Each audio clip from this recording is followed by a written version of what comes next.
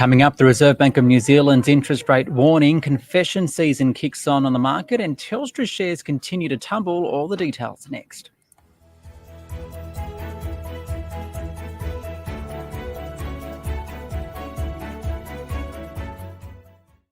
It's a daily 10-minute business and finance news wrap for this Wednesday, the 22nd of May 2024. The Australian share market fell today, but only just by 0.1%.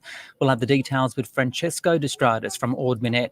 But first, the Reserve Bank of New Zealand, which did hold official interest rates at 5.5%, but said that lifting rates was, quote, a real consideration, because some consumer prices are still too high. This reflects some sentiment around the world. And for more, take a listen to the Reserve Bank of New Zealand Governor Adrian Orr. We then did the compare and contrast to the rest of the world, and gee, guess what? That's exactly the same. When you look across Australia, you look across the US, you look across the UK, Europe, it's the domestic services, primarily, with only slightly differences around which components. A big component that has been really persistent on domestic inflation has now largely dissipated, and that is the cost of building houses. But what is left now is insurance and rates and rents. And they've all got their own independent stories, that eventually monetary policy will win the day, but they are just less sensitive over time. You know, there is a limit to rate increases. There is a limit to insurance increases. That's Reserve Bank of New Zealand Governor Adrian Orr. Now, Market Day on the SBS On The Money podcast. There was an obvious reaction to those comments on the Australian share market because it fell from its highs of the day straight after the RBNZ decision and commentary to finish down 0.1% at 7,848. For more, I spoke with Francesco De Stradis, an investment advisor at Ord Minnett. Francesco, what's driving the market today? Well, the market started reasonably strong and then fell away around midday. I think that had something to do with the announcement from the Reserve Bank of New Zealand. Look, I think the market at the moment is just balancing the strength of some earnings growth with some companies. And then we're heading into what they call confession season. So there's a few landmines that might explode on people. Yesterday we saw James Hardie and Sonic Health that put out some downgrades in their guidance. And today we've also seen AP Eagers Group, that the automotive company, put out a warning as well. But on the flip side, there's some positive ones as well. You know, Webjet had an update, and they update the market with some significant growth on the horizon for them. So that's been a positive. Look, drags on the market today. Telstra, Wesfarmers coming off because I suppose the consumer relationship with the likes of AP Eagers and some negative, I suppose, consumer numbers coming out of the US as well.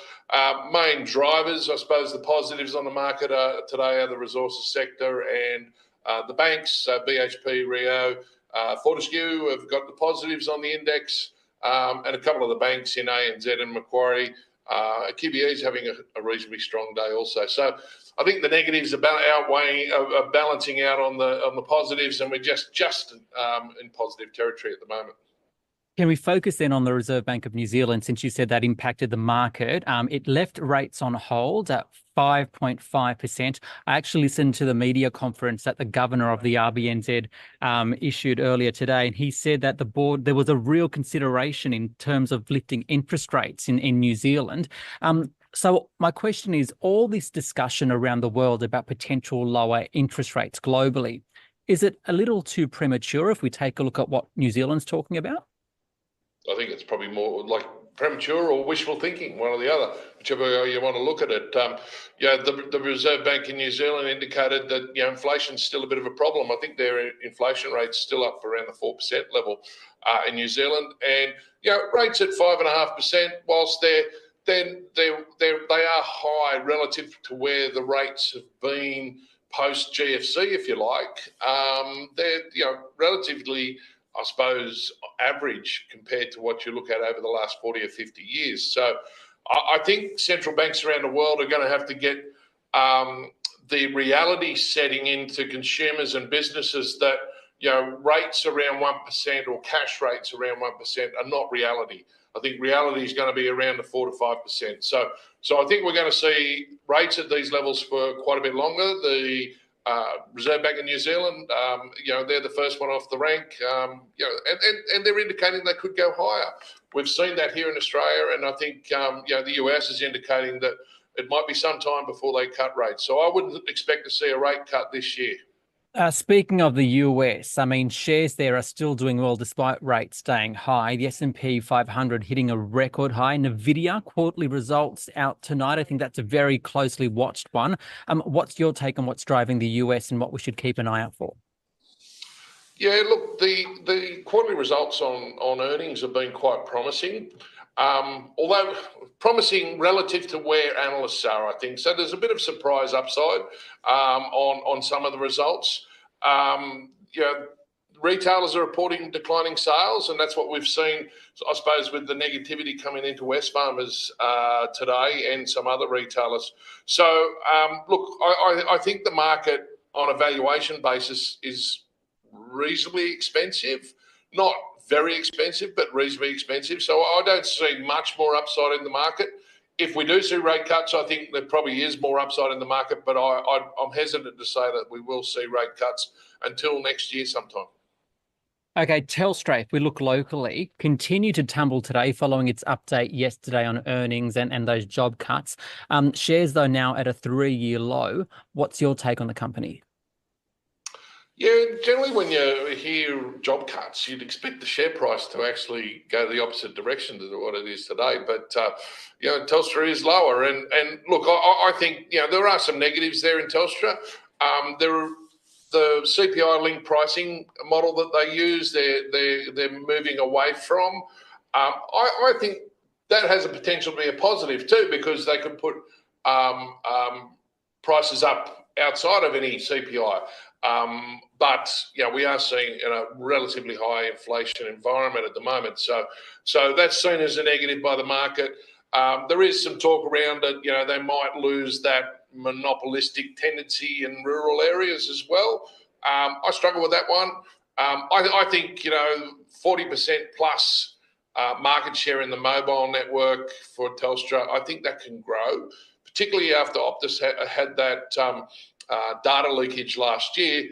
I think you'll find that there was some transition from customers moving away from Optus, but now that contracts might start to expire, you might start to see a bit more of a shift of market share away from Optus because of that data leakage last year. So the other thing you got to look at with Telstra is, there's a fair bit of stability in their earnings. The cash flows are really supporting the solid dividend. So some investors might see it as an opportunity. And finally, where do you see the opportunities in general for investors at the moment? Yeah, look, well, Telstra is one, I think. I think this sell-off, we've seen, over the last 12 months, I think Telstra's off about 35%. And I think on a valuation basis, we're starting to get into a territory where, for a long-term investor, it's going to provide good income and potentially some steady growth. I wouldn't expect it to grow considerably because the market here in Australia is fairly saturated. So Telstra's there. Ampol's another one I like in the energy space. They've got that refinery business, which is relatively protected by government because it's seen as essential infrastructure. And then they've got the retail outlet where they get good margins on the retail side of things with the fuel stations and the groceries out of those retail outlets. So I like Ampol. Another one that's come to my attention over the last couple of weeks is Aurizon, which is the old Queensland Rail. They're going to deliver you about 6% dividends. Coal around Queensland is still being mined and will continue to be mined, and the export of it will continue as well, I predict. So I think there's a couple of things there that are more long-term rather than short-term growers. Aristocrat has recovered considerably from its sell-off over the last couple of months. It's back to where it was about a month and a half ago at its highs. I still think there's good growth in Aristocrat as well. Looking at the companies that have sort of made some issues today, APE Eagers, 15% decrease in profit before tax, seen the sell-off of about 15% in the share price equivalency. I'd be patient on those. I don't think that's an oversold. I think there's potentially a little bit more weakness. Ingham's Group's come off a bit today as well because of potential bird flu down in Victoria. If that doesn't come to fruition, expect that share price to recover considerably and very quickly as well. So there might be some opportunities there for those prepared to take those sort of risks. That's Francesco De Stradis there from Ord Minnett. This SBS On The Money stream is provided for informational purposes only. The content in this stream should not be understood as constituting advice or a recommendation. It is not personal advice and it does not consider your personal circumstances or objectives. You should contact a licensed professional before making any financial